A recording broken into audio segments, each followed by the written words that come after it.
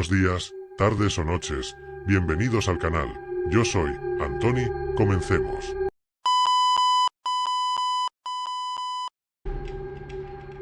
Hollow Creek, un lugar olvidado en el tiempo, escondido en el corazón de las montañas Apalaches, nunca fue lo que aparentaba. Detrás de sus tranquilas colinas y frondosos bosques, se ocultaba un oscuro pasado que muchos en el pueblo preferían ignorar. Pero ese pasado, enterrado durante siglos, estaba a punto de resurgir con una furia incontrolable. Era noviembre de 1937 cuando el mal despertó. La familia Carpenter, respetada y querida, fue brutalmente asesinada en su hogar. Thomas, el padre, un hombre fuerte y trabajador. Margaret, la madre, conocida por su calidez y su habilidad para sanar con remedios naturales, y sus tres hijos, Emma, Samuel y la pequeña Ruth, junto con Anne, la hermana de Margaret, que se había mudado con ellos tras la muerte de su esposo. Esa noche, sus vidas fueron arrebatadas con una crueldad inimaginable. El hogar de los Carpenter estaba en las afueras del pueblo, rodeado de espesos bosques que habían sido fuente de innumerables historias. Se hablaba de espíritus vengativos, de brujas que habían sido quemadas en la época colonial y de seres antiguos que habitaban en las profundidades del bosque. Pero los Carpenter siempre habían despreciado tales cuentos, considerándolos simples supersticiones. Esa noche, la nieve caía suavemente, cubriendo el suelo con un manto blanco. El aire frío se filtraba a través de las grietas en las paredes de madera de la casa, y el viento aullaba, creando una sinfonía lúgubre. En el interior, la familia dormía plácidamente, sin imaginar la pesadilla que se cernía sobre ellos. Al amanecer, el cartero fue el primero en descubrir la tragedia. La puerta principal estaba entreabierta, un detalle inusual en una noche tan fría. Al entrar, fue recibido por un silencio abrumador. Lo que encontró en la sala principal fue una escena que congelaría el alma de cualquiera. Los cuerpos de los Carpenter estaban dispuestos en un macabro ritual. Cada uno había sido brutalmente golpeado con un hacha, sus rostros cubiertos con sábanas ensangrentadas. Las ventanas estaban selladas con ropas, como si el asesino hubiera querido asegurarse de que nadie, ni siquiera los muertos, pudieran mirar hacia el exterior. El terror no terminó ahí. El asesino, o tal vez algo mucho peor, había dejado un rastro de locura en la casa. Las paredes estaban cubiertas con símbolos tallados, caracteres antiguos que los investigadores no lograron descifrar. En cada espejo, habían sido escritos con sangre los nombres de los miembros de la familia, un recordatorio espantoso de su destino. El miedo se apoderó de Hollow Creek. Nadie podía entender cómo un crimen tan atroz había ocurrido en su pacífica comunidad. Las sospechas empezaron a circular, envenenando las relaciones entre los habitantes. Las viejas enemistades resurgieron y el pánico llevó a algunos a tomar decisiones desesperadas. Las casas fueron fortificadas, las puertas cerradas con barricadas y las noches se llenaron de susurros aterrorizados. Las autoridades, incapaces de resolver el misterio, pidieron ayuda a las fuerzas estatales, pero incluso los investigadores más curtidos quedaron impactados por lo que encontraron. El hogar de los Carpenter, antaño cálido y lleno de vida, se había transformado en una trampa mortal, impregnada de una energía maligna que hacía que incluso los más valientes sintieran escalofríos. Las teorías sobre la masacre no tardaron en proliferar. Algunos hablaban de una maldición antigua, algo que los Carpenter habían despertado involuntariamente. Otros afirmaban que el bosque albergaba una fuerza oscura, un ser que había sido liberado por algún acto impío. Un anciano, conocido por sus relatos de terror, juraba haber visto una figura alta y delgada rondando la casa la noche de la masacre, pero nadie le creyó. El verdadero horror se reveló cuando, un mes después, otra familia fue asesinada de la misma manera. Los Whitman, vecinos de los Carpenter, fueron encontrados muertos en su hogar. Los mismos signos, los mismos símbolos, las mismas sábanas ensangrentadas cubriendo sus rostros. El pánico en Hollow Creek se transformó en terror absoluto. Familias enteras huyeron del pueblo, dejando atrás sus hogares y posesiones. Los que se quedaron vivieron en un estado de paranoia constante, esperando la siguiente tragedia. El misterio que rodeaba a las muertes alcanzó su punto culminante cuando se descubrió un diario oculto bajo las tablas del suelo en la cocina de los Carpenter. Pertenecía a Margaret, y en él relataba una serie de pesadillas que la habían atormentado durante semanas antes de la masacre. Hablaba de una entidad oscura, una figura que la visitaba en sus sueños y le susurraba secretos horribles. Este ser, según sus escritos, la incitaba a cometer actos de violencia, asegurándole que era la única manera de proteger a su familia. El descubrimiento del diario no resolvió el misterio, sino que lo profundizó. Los que leyeron sus páginas hablaron de una presencia maligna que parecía haberse apoderado de Margaret, llevándola a la locura.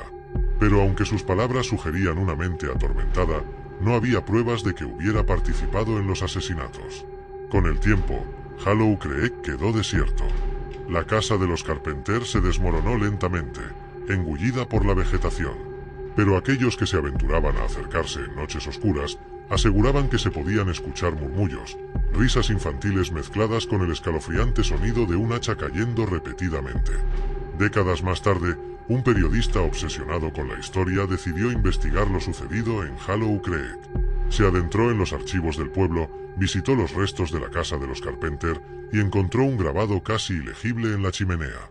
Era una palabra, escrita en un idioma antiguo, que emanaba una energía oscura y amenazante. Aunque no pudo traducirla completamente, comprendió que no era un nombre humano. El periodista dejó Hollow Creek esa misma noche.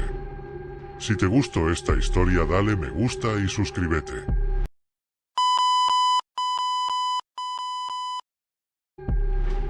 El Hotel Cecil, ubicado en el corazón de Los Ángeles, era más que un simple edificio histórico. Era un monumento al horror y la desesperación. Inaugurado en 1924, el Cecil había sido concebido como un lugar de lujo, destinado a albergar a la élite de la ciudad. Pero con el tiempo, su reputación se fue deteriorando hasta convertirse en un refugio de oscuridad y muerte. El Cecil había sido escenario de múltiples suicidios, asesinatos sin resolver y extrañas desapariciones. Su fama se cimentó con la muerte de Elisa Lam en 2013, una joven que fue encontrada muerta en el tanque de agua del hotel tras desaparecer de manera inexplicable. El vídeo de seguridad que mostraba su comportamiento errático en el ascensor fue una de las últimas piezas del rompecabezas, pero solo planteó más preguntas de las que respondió. No obstante, la historia de Elisa Lam era solo una de muchas. El Cecil parecía atraer la tragedia, como si el edificio mismo estuviera maldito. La energía negativa que emanaba de sus paredes era palpable, y quienes se hospedaban allí a menudo hablaban de una presencia que acechaba en los pasillos, un peso opresivo que hacía que incluso los más escépticos sintieran miedo. La historia de terror que se desarrolló en el Cecil comenzó con la llegada de Lara, una joven periodista independiente que había decidido investigar el oscuro pasado del hotel. Lara había leído sobre los suicidios y las muertes misteriosas, pero lo que realmente la atrajo fue el caso de Elisa Lam. Quería descubrir la verdad detrás de los horrores del Cecil, convencida de que había algo más que simples coincidencias detrás de su oscura historia. Lara llegó al hotel una fría noche de diciembre, registrándose en una de las habitaciones del 10º piso, el mismo donde Elisa Lam había sido vista por última vez. Desde el momento en que entró en el edificio, sintió una presencia inquietante. Los pasillos, iluminados por tenues luces parpadeantes, parecían estar vivos, como si las sombras danzaran al ritmo de un macabro juego. Esa primera noche, Lara no pudo dormir. El silencio en el hotel era absoluto, roto solo por el ocasional crujido de las viejas paredes y el zumbido de las cañerías. A pesar de estar sola, sentía como si algo o alguien la estuviera observando. Cada vez que cerraba los ojos, veía imágenes fugaces de rostros deformados, distorsionados por el dolor y la desesperación. Finalmente, se levantó y comenzó a explorar los pasillos, atraída por una fuerza inexplicable. El ascensor, al que subió para descender a la recepción, se detuvo inesperadamente entre 2 pisos. La puerta no se abrió, y las luces comenzaron a parpadear más intensamente. Lara pulsó el botón de emergencia, pero no hubo respuesta. Sentía como el aire en el ascensor se volvía denso, difícil de respirar, y una sensación de pánico la envolvió. De repente, escuchó un susurro, una voz apenas audible que decía su nombre. Instintivamente, miró hacia la esquina del ascensor, donde las sombras parecían moverse con vida propia.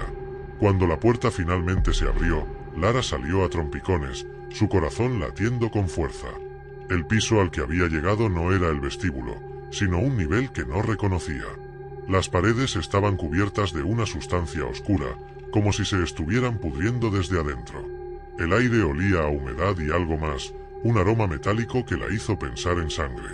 A medida que avanzaba por el pasillo, las puertas de las habitaciones comenzaban a abrirse lentamente, una tras otra, revelando oscuros interiores de los que emanaban susurros y gemidos. Lara sintió como la piel se le erizaba, pero su curiosidad la empujaba a seguir adelante. Al llegar al final del pasillo, encontró una puerta de metal, cerrada con un pesado candado. Instintivamente, supo que detrás de esa puerta estaba la clave para entender los misterios del Cecil. Sin embargo, al tratar de abrirla, sintió una presencia detrás de ella. Se giró lentamente y vio una figura alta y delgada, con un rostro que parecía cambiar constantemente, como si estuviera hecho de humo. Los ojos de la figura la miraron fijamente, vacíos y llenos de maldad. El terror se apoderó de Lara mientras la figura se desvanecía, dejándola sola frente a la puerta. Con las manos temblorosas, logró romper el candado y abrió la puerta, revelando una escalera que descendía a las profundidades del edificio. Cada paso que daba, el aire se volvía más frío y pesado, y los susurros se intensificaban, llenos de dolor y desesperación. Finalmente, llegó a una sala subterránea, iluminada por una luz roja tenue que parecía emanar de las paredes mismas. En el centro de la sala, había un círculo de símbolos antiguos grabados en el suelo, rodeado de velas negras que parpadeaban en la penumbra. Dentro del círculo, había una figura encorvada, cubierta con una capa oscura. Al acercarse, Lara pudo ver que la figura sostenía algo en sus manos, un libro antiguo, cuyas páginas estaban llenas de símbolos y palabras en un idioma que ella no reconocía. La figura levantó la cabeza, revelando un rostro desfigurado, con ojos que brillaban con una luz antinatural. Con una voz gutural, comenzó a recitar un cántico en un idioma desconocido. Lara sintió un frío glacial recorrer su cuerpo, y la habitación comenzó a girar a su alrededor. Intentó moverse, pero sus pies parecían estar pegados al suelo. El cántico se hizo más fuerte, y las velas comenzaron a arder con llamas negras, llenando la sala de humo espeso. De repente, Lara sintió como algo la atrapaba desde atrás, un par de manos invisibles que la agarraban con fuerza, tirando de ella hacia el círculo. Intentó luchar, pero su cuerpo no respondía. Las manos la arrastraron dentro del círculo, y la figura encapuchada levantó el libro hacia el cielo, pronunciando las palabras finales del cántico. En ese momento, el suelo se abrió bajo los pies de Lara, revelando un abismo oscuro e interminable. Cayó en la oscuridad, su grito de terror ahogado por la negrura que la envolvía. Mientras descendía, pudo ver las caras de aquellos que habían muerto en el Cecil, sus rostros distorsionados por el dolor y la locura. Lara comprendió, en ese instante, que el Cecil no era solo un hotel, sino una puerta al infierno mismo, un lugar donde las almas eran atrapadas y torturadas por la eternidad. El abismo la engulló, y Lara desapareció en la oscuridad. Los días pasaron, y el hotel continuó su existencia sombría, atrayendo a nuevas víctimas a su interior. Aquellos que intentaron buscar a Lara solo encontraron su cámara, abandonada en el suelo de la habitación. El vídeo grabado en su último día mostró su descenso a la locura, con imágenes distorsionadas y voces que parecían provenir de los mismos muros del hotel. El Cecil, con su oscuro pasado y su energía maligna, sigue en pie en el centro de Los Ángeles, esperando a los incautos que se atrevan a cruzar sus puertas. Pero aquellos que saben lo que oculta, jamás se acercan, temiendo que el hotel, hambriento de almas, los reclame como suyos.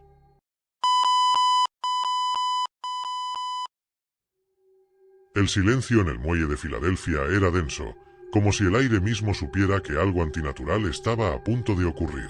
El USS Eldridge, un destructor escolta de la Marina de E.U., permanecía anclado, sus motores apagados, su tripulación en una tensión palpable.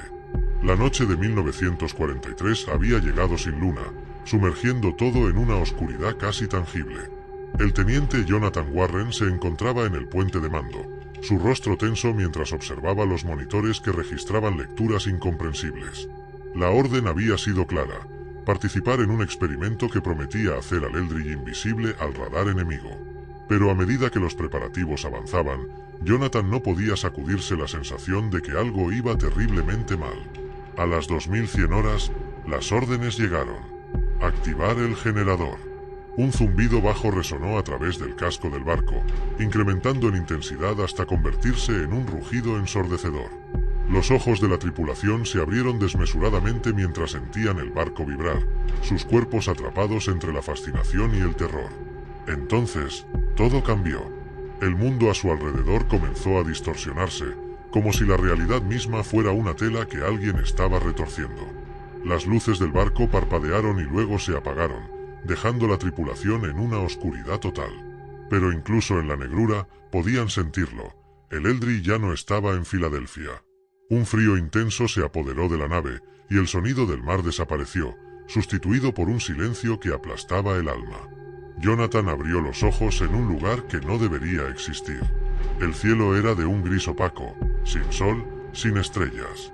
Una vasta extensión de agua negra se extendía hasta donde alcanzaba la vista, pero no era un océano, era algo más profundo, más antiguo. Un sudor frío cubrió su cuerpo cuando se dio cuenta de que no estaban solos. Siluetas humanas, retorcidas y agonizantes, emergían del agua, sus bocas abiertas en un grito que no producía sonido alguno. El horror se materializó cuando Jonathan vio a su tripulación.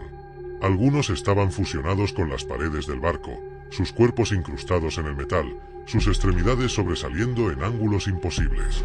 Un hombre con el rostro congelado en una mueca de dolor tenía una mano enterrada en el suelo del puente, mientras que su otra mano se desvanecía en la pared a su lado. Otro, más cerca, había perdido sus piernas, su torso incrustado en el piso de la cubierta, sus ojos suplicando por una liberación que nunca llegaría. La mente de Jonathan se tambaleó al borde de la locura cuando vio a James Carter, su mejor amigo y compañero de confianza, retorciéndose en un grito mudo, su cuerpo extendido entre dos cubiertas, como si hubiera sido estirado hasta el límite de la ruptura. Carter lo miró, y Jonathan pudo ver en sus ojos que él también estaba consciente, atrapado en un tormento eterno. Desesperado, Jonathan trató de moverse, pero sintió una resistencia en su propia carne. Miró hacia abajo y vio con horror que su pie derecho se había fundido con el suelo, como si fuera parte del barco mismo. Un grito ahogado escapó de su garganta mientras intentaba arrancarse, solo para sentir un dolor ardiente que le recorrió la pierna hasta la cadera. El tiempo no tenía sentido en ese lugar. Minutos, horas, días, todo se desvanecía en una niebla de desesperación y dolor. Jonathan podía sentir cómo su mente comenzaba a resquebrajarse, como los gritos silenciosos de su tripulación lo empujaban hacia un abismo del que no había retorno. Las voces de sus hombres, aquellos que no habían sido consumidos por el barco, se mezclaban con las sombras, convirtiéndose en ecos distorsionados de terror puro. En un momento de lucidez, Jonathan se dio cuenta de que estaba perdiendo su humanidad. El barco no solo había atrapado sus cuerpos, sino también sus almas. Era como si la estructura misma del Eldry se hubiera convertido en una prisión de pesadillas, alimentándose del sufrimiento de los que alguna vez lo tripularon. Entonces, la oscuridad se rompió. Un destello cegador inundó todo, y Jonathan sintió que su cuerpo era desgarrado por fuerzas invisibles. La realidad se retorció una vez más, y el Eldry volvió a aparecer en el muelle de Filadelfia, como si nada hubiera pasado. El zumbido del generador cesó, y el mundo exterior recuperó su normalidad con una indiferencia espantosa. Pero el horror no había terminado. Los marineros en el muelle observaron con horror cómo algunos de los hombres del Eldry salían tambaleándose del barco, sus cuerpos distorsionados, sus mentes destrozadas. Algunos simplemente cayeron al suelo, sus ojos en blanco, sus bocas abiertas en un grito que nunca se escucharía. Jonathan fue encontrado en el puente, su cuerpo en parte fusionado con el asiento del capitán. Su rostro, congelado en una máscara de terror, fue la última imagen que muchos de los presentes recordarían antes de que el gobierno llegara para encubrir todo lo ocurrido.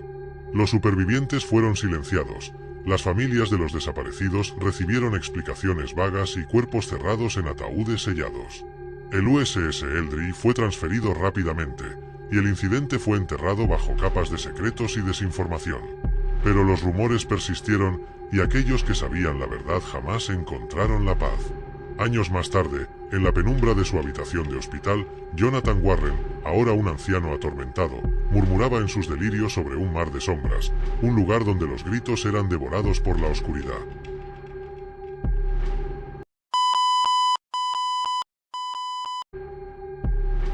La casa Amityville, ubicada en un suburbio tranquilo de Nueva York, es conocida por su oscura historia y los eventos paranormales que la rodean.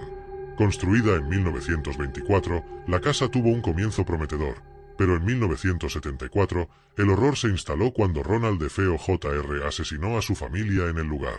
La tragedia atrajo la atención de medios y curiosos, pero lo que pocos sabían era que el verdadero horror estaba a punto de desatarse.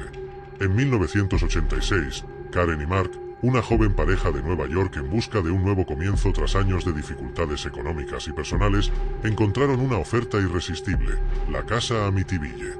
El precio era sorprendentemente bajo, y aunque conocían la historia macabra del lugar, estaban decididos a ignorar los rumores y comenzar una nueva vida en lo que parecía una hermosa casa antigua. La primera impresión fue de calma inquietante. La casa, aunque antigua, estaba en buen estado. Los vecinos eran amables y el vecindario tranquilo. Los primeros días fueron llenos de entusiasmo mientras Karen y Mark renovaban la casa, pero pronto comenzaron a notar cosas fuera de lo común. Las luces parpadeaban sin motivo aparente, los electrodomésticos fallaban y un silencio pesado se apoderaba de las noches. Las primeras noches en la casa fueron inquietantes. Karen despertaba a las 3 de la mañana, exactamente la hora en la que la familia DeFeo había sido asesinada. Sentía una presión en el pecho y una sensación de ser observada. Mark trató de tranquilizarla, pero no pudo evitar sentir una presencia que parecía acechar en las sombras. Una noche, mientras exploraban el sótano en busca de espacio para almacenamiento, Mark descubrió una puerta oculta detrás de una estantería. La puerta, de hierro oxidado, parecía olvidada. Karen, aunque renuente, accedió a seguir a Mark cuando éste la abrió. La habitación detrás de la puerta era pequeña y oscura, con un olor a humedad que se hacía casi tangible. En una esquina, había un viejo armario empotrado, cubierto de polvo y telarañas. Mark decidió inspeccionar el armario. Dentro, encontraron una serie de objetos antiguos, una muñeca de porcelana rota, un diario cubierto de manchas y una serie de fotografías en blanco y negro que mostraban a una familia en diferentes momentos de la vida. El diario, desgastado y manchado, estaba lleno de garabatos y notas perturbadoras. Las entradas hablaban de voces y visiones inquietantes, pero la última página era la más perturbadora. Decía, no podemos escapar. La casa no nos dejará ir. A medida que leían el diario, Karen y Mark comenzaron a experimentar fenómenos más intensos.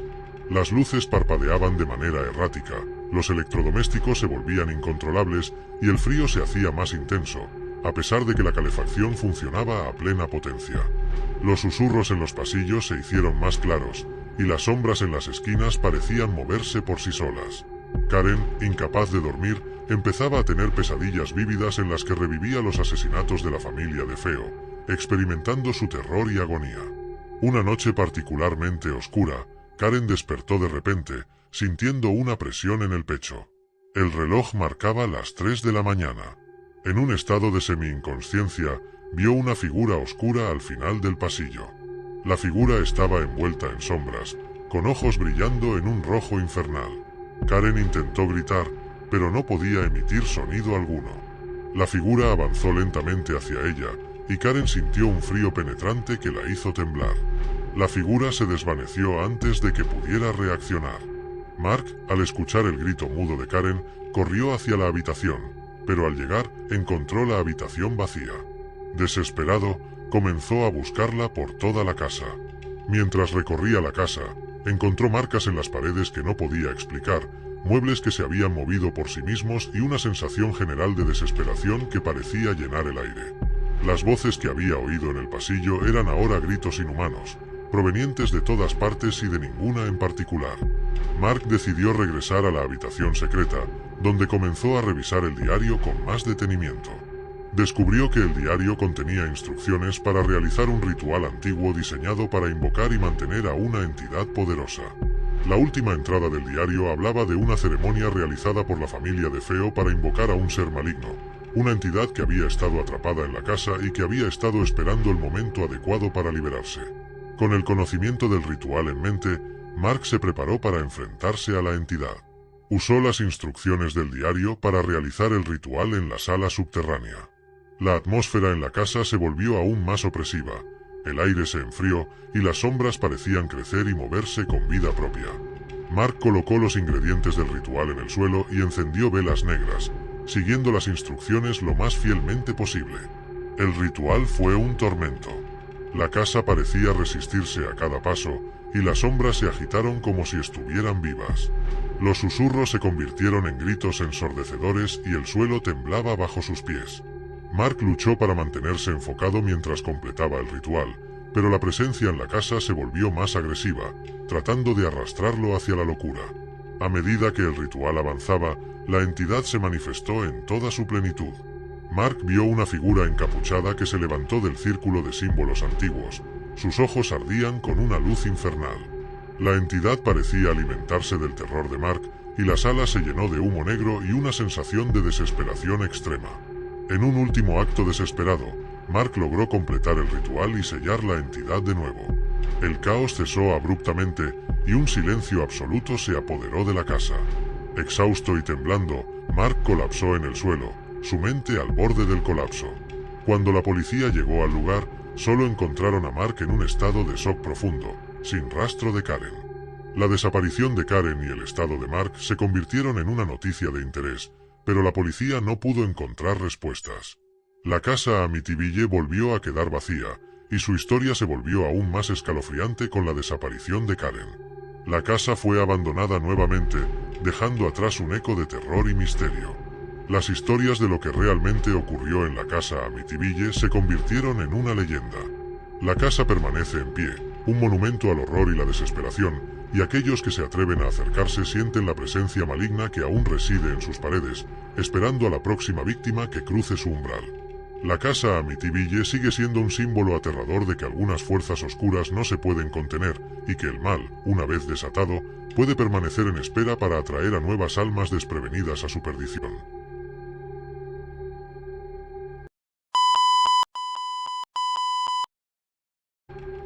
El calor húmedo de Nueva Orleans, cargado de misterio y decadencia, envolvía la ciudad como un sudario invisible. Era 1919, y el ambiente estaba impregnado de miedo. La gente hablaba en susurros, temiendo que cualquier ruido fuerte pudiera atraer la atención de aquel que había convertido sus noches en un auténtico infierno. El hombre del hacha, un asesino que se movía en la oscuridad, había comenzado su macabra danza de muerte un año antes, dejando tras de sí un rastro de sangre y caos que nadie podía detener. Los periódicos publicaban cada día nuevas teorías sobre su identidad, y la policía, impotente, lanzaba redadas en vano. Cada callejón, cada esquina, parecía esconder la amenaza de un nuevo ataque. Pero lo más aterrador no era su habilidad para matar sin dejar rastro, sino su capacidad para entrar en las casas sin ser visto, como una brisa nocturna, silenciosa y mortal. Las víctimas eran encontradas en sus camas, sus cráneos destrozados por el filo implacable del hacha, que él siempre dejaba atrás, como una firma macabra, una burla a aquellos que trataban de darle caza. Evangeline Dubois, una joven de 23 años, vivía en una casona antigua en el barrio francés con su abuela Marie, una mujer que tenía fama de conocer los secretos más oscuros de la ciudad. Desde pequeña, Evangeline había escuchado historias sobre el vudú, sobre rituales prohibidos y pactos con entidades más allá de la comprensión humana. Pero hasta ese momento, todas esas historias le parecían fantasías de una época pasada, cosas de las que reírse en la seguridad de su hogar. Sin embargo, el terror que se cernía sobre Nueva Orleans había comenzado a desdibujar la línea entre la realidad y la superstición. Una tarde, mientras ordenaba las viejas pertenencias de su madre fallecida, Evangeline encontró un diario oculto en el fondo de un baúl polvoriento. Las páginas, amarillentas por el tiempo, crujían bajo sus dedos mientras lo abría. Al leer las primeras líneas, se dio cuenta de que no era el diario de su madre, sino de una mujer llamada Celeste, quien había vivido en la casa en 1918, justo antes de que comenzaran los asesinatos. Las primeras entradas eran triviales, relatos de la vida cotidiana en la ciudad, de encuentros sociales y pequeños dramas familiares. Pero, a medida que avanzaba en la lectura, el tono cambiaba. Celeste comenzó a escribir sobre un hombre que la seguía en sus sueños, un hombre alto, con un sombrero de ala ancha y ojos que brillaban con un fulgor inhumano. Las palabras estaban impregnadas de un miedo creciente, una sensación de inevitabilidad que se apoderaba de ella más con cada noche. Celeste relataba cómo, noche tras noche, el hombre aparecía al pie de su cama, sonriendo mientras sostenía un hacha ensangrentada. Intentaba despertar, gritar, pero su cuerpo no respondía, como si estuviera atrapada en una pesadilla de la que no podía escapar. La última entrada estaba escrita con una letra temblorosa, casi ilegible. El hombre del hacha vendrá por mí esta noche. Puedo sentirlo en mi piel, en mis huesos. No hay escapatoria.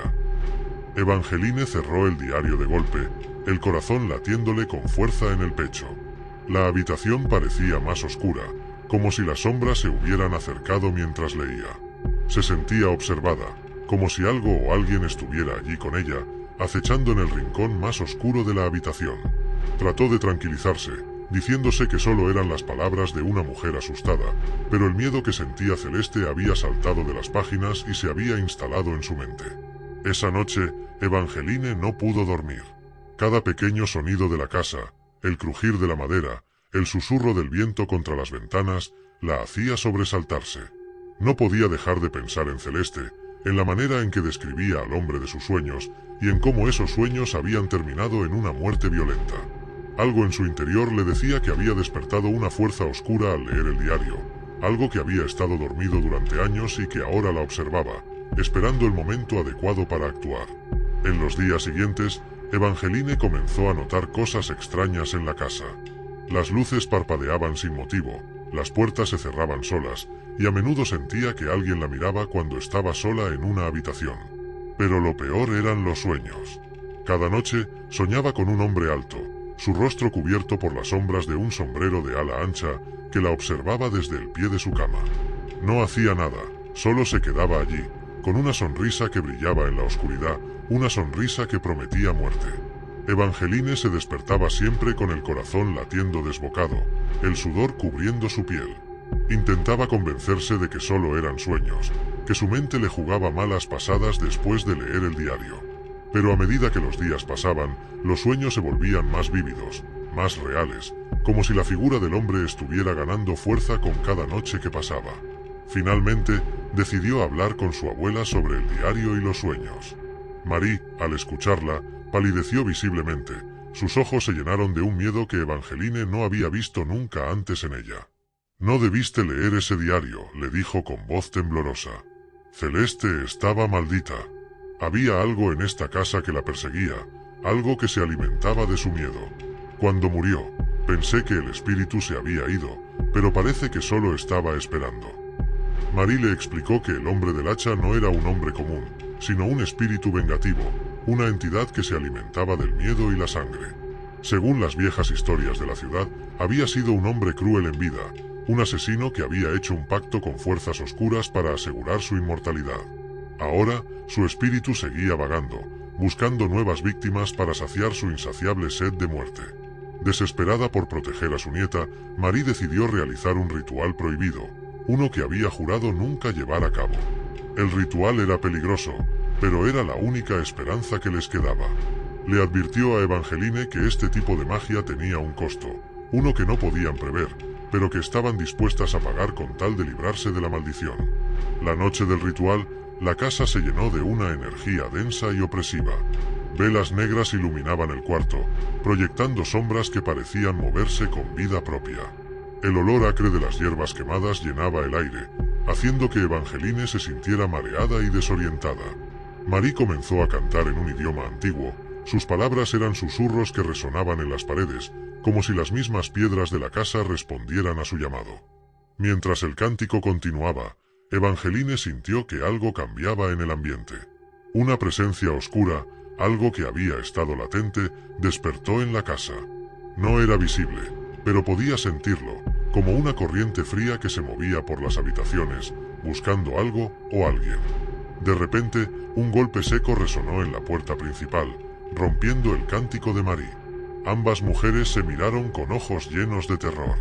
«No abras la puerta», le advirtió Marie con voz baja, cargada de miedo. «No importa lo que oigas, no te muevas». El golpe en la puerta continuó, cada vez más fuerte, más insistente, como si algo monstruoso estuviera al otro lado, desesperado por entrar. Evangeline se cubrió los oídos, tratando de bloquear el sonido, pero el ruido parecía venir desde dentro de su cabeza, reverberando en su cráneo. El miedo se apoderó de ella, paralizándola, impidiéndole moverse, gritar o siquiera pensar con claridad. La risa gutural del hombre resonó en el pasillo, un sonido bajo, inhumano, que parecía vibrar en el aire como una amenaza palpable. Evangeline cerró los ojos con fuerza, intentando bloquearlo, pero cuando los abrió, lo vio al otro lado de la habitación. La figura del hombre del hacha estaba allí, su sombra cubría la de Marie, y su sonrisa brillaba en la oscuridad, más amplia que nunca. El hacha, aún goteando sangre, colgaba de su mano, y sus ojos vacíos se fijaron en los de Evangeline, llenándola de un terror tan profundo que sintió que su corazón se detenía por un instante. El hombre del hacha se movió lentamente hacia ella. Cada paso era un eco en la habitación, un sonido que resonaba en su mente como un tambor de guerra. Evangeline no podía moverse, sus piernas no respondían y su voz estaba atrapada en su garganta, sofocada por el terror. Intentó gritar, pero el sonido murió en sus labios cuando la figura se detuvo frente a ella, inclinándose para susurrarle algo que su mente no pudo procesar. Y luego, todo se volvió negro. Cuando Evangeline despertó, se encontró sola en la habitación. El ritual había terminado, pero la casa estaba sumida en un silencio sepulcral. El aire era pesado, cargado de una sensación de derrota. Buscó a su abuela, pero Marie yacía en el suelo, su cuerpo frío y sin vida. Evangeline cayó de rodillas junto a ella, las lágrimas brotando de sus ojos al darse cuenta de lo que había pasado. El ritual había fracasado, y Marie había pagado el precio con su vida. Evangeline se quedó en la casa durante días, incapaz de salir, incapaz de aceptar la muerte de su abuela. El hombre del hacha no volvió a aparecer, pero su presencia seguía latente, un eco en los rincones oscuros de la casa. Finalmente, decidió que no podía quedarse más tiempo allí. Con el corazón pesado por la pérdida, abandonó la casona, dejando atrás todos los recuerdos, los fantasmas y el diario de Celeste, para que otra persona encontrara las páginas malditas y despertara al hombre del hacha una vez más.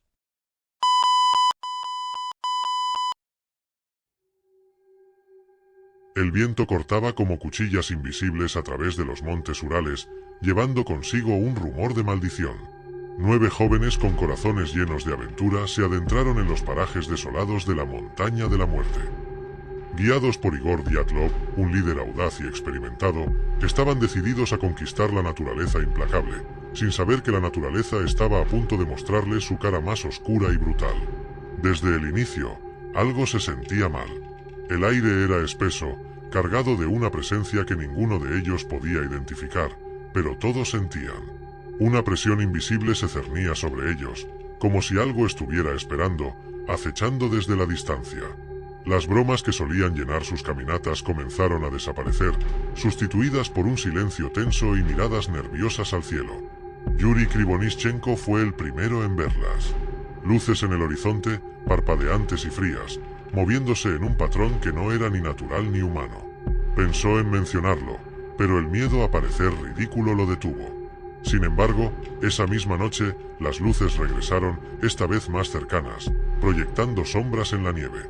Zinaida Kolmogorova también las vio, y cuando las compartió con el grupo, se desató una discusión acalorada. ¿Qué eran esas luces? ¿Reflejos de algún fenómeno atmosférico o algo mucho más siniestro? Las noches se volvieron pesadillas vivientes. En la tienda, donde deberían haber encontrado refugio y descanso, solo hallaron un abismo de terrores inexplicables. El frío mordía sus huesos, pero no era el frío lo que les quitaba el sueño. Eran los sonidos. Un zumbido bajo y constante, como si algo estuviera vibrando en la propia tierra, subiendo desde las profundidades para envolverlos. Zinaida lo oyó primero, y luego Lyudmila Dubinina, quien despertó en medio de la noche, con los ojos llenos de terror, convencida de que algo estaba moviéndose fuera de la tienda. Algo que no pertenecía a este mundo. La cuarta noche fue cuando las cosas tomaron un giro irreversible. El viento se había intensificado, creando una cacofonía de sonidos que iban desde susurros hasta aullidos inhumanos. El grupo estaba agotado, no solo físicamente, sino mentalmente. El miedo había comenzado a erosionar su cordura, y todos lo sabían. Cuando la tienda principal comenzó a inflarse y desinflarse como si estuviera respirando, fue demasiado para ellos. Alguien gritó, y en un instante, todos estaban fuera, descalzos, corriendo por la nieve, huyendo de un terror que ninguno podía nombrar. Pero la nieve no les ofreció refugio. Los gritos comenzaron casi de inmediato. Gritos de dolor, de desesperación, de pura y absoluta agonía. Rustem Slobodin fue encontrado más tarde con el cráneo fracturado, como si algo lo hubiera golpeado con una fuerza brutal.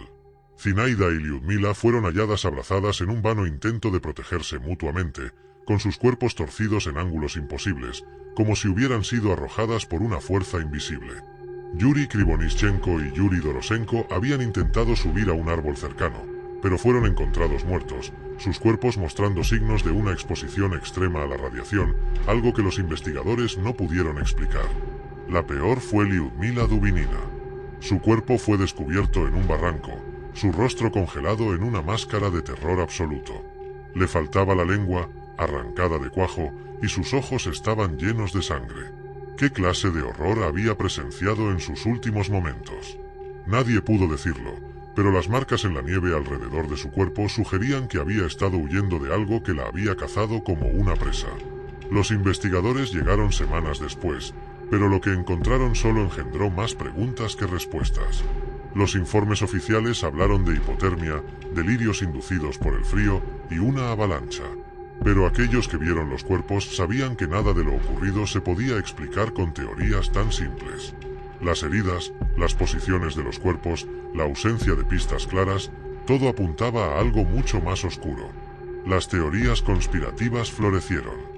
Algunos hablaron de experimentos militares fallidos, de armas secretas que nunca debieron ser probadas.